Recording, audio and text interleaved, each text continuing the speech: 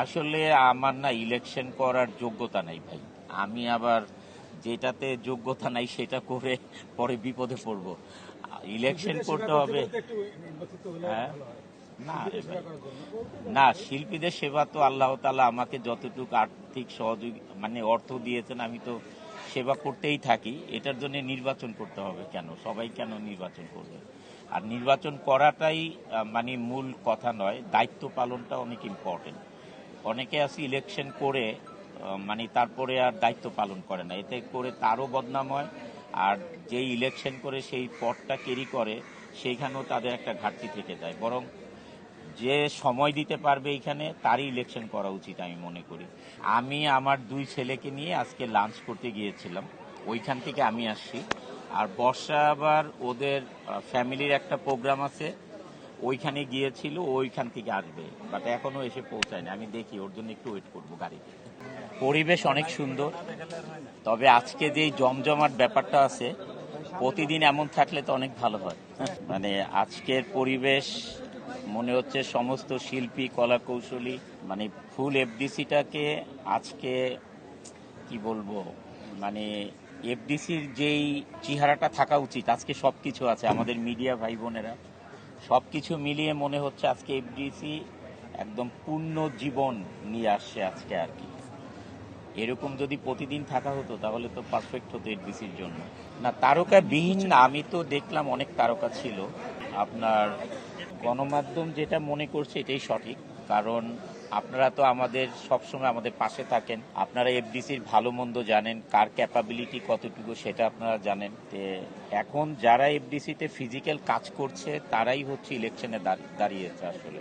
আমি তো সবসময় দেখি, ধরেন তায়েব ভাই একদম নিবেদিত একটি প্রাণ আর কি, তায়েব ভাই, জয়, শিবা শানু সাহেব, তারপর ওদিকে আরমান ভাই, চুন্নু ভাই, মানে ওনারা তো সবসময় এফডিসির জন্য কাজ করেন। তা আপনি যেটা বলছেন যে সভাপতি, তারপরে মানে সেক্রেটারি, যেটা আমরা বলি সেক্রেটারি, সভাপতি, মানে আরও একটু মানে আমাদের সিনিয়র শিল্পী যারা আছেন, মানে যেটা আপনারা মিন করেন হিরো, মানে আমাদের সিনিয়র শিল্পী যারা ছিলেন তাদেরকে আশা করছেন আপনারা। আপনারা যেটা আশা করছেন এটাই সঠিক। ওনারা তো আসলে এখন সময় দিতে পারেন না, যেহেতু সময় দিতে পারেন না, যারা এফডিসি নিয়ে সবসময় কষ্ট করেন, কাজ করেন, সবার পাশে দাঁড়ান, তারাই ইলেকশনে দাঁড়িয়েছে। আমরা চাই যে যারাই জিতুক না কেন তারা আবার এফডিসির জন্য কাজ শুরু করুক। আর আপনাদের যেটা এখন মানে এফডিসি নিয়ে যে সংখ্যায় আছেন আপনারা, যে যারা দাঁড়িয়েছে তারা সরকারের কাছ থেকে কিছু আদায় করতে পারবে কিনা, আমরা দেখি ইনশাল্লাহ। আগে কারা পাশ হয় দেখি, এবং তাদের ক্যাপাবিলিটি দেখলেই তো বুঝবেন কিছুদিনের মধ্যেই আপনারা। না, শিল্পী সমিতির তো না, শিল্পী সমিতি আসলে সিনেমা নির্মাণ করবে কেন? ওরা তো অভিনয় করবে। আপনারা যখন সিনেমা দেখতে যান তখন তো শিল্পীদেরকেই পর্দায় দেখেন। আর ডিরেক্টর যারা এত কষ্ট করেন, যারা প্রডিউসার, যারা অর্থ লগ্নি করেন, তাদেরকে তো স্ক্রিনে দেখেন না। তাই সুতরাং এক একজনের এক একটা দায়িত্ব। শিল্পীদের দায়িত্ব অভিনয় করা, পরিচালক মুভি বানাবেন, প্রডিউসার ইনভেস্ট করবেন। শিল্পীরা তো আর ছবি বানাবেন না, ওনারা অভিনয় করবেন, ওনাদের কাজটা তো ওনারা ঠিকই করেন। এখানে শিল্পী সমিতি আমি বলি, যারা ধরেন যার যার যে ভোটার যদি রিনিউয়াল না করে, সে 5 বছর অভিনয় করুক, আর সে 5 বছরের পরে এসে পর্দায় হাজির হোক, দেখতে হবে যে তার ভোটার আইডিটা রিনিউয়াল করেছে কিনা, মানে এখানে যে ভোটার সে রিনিউয়াল করেছে কিনা। যদি রিনিউয়াল না করে থাকে সে তো ভোট দিতে পারবে না।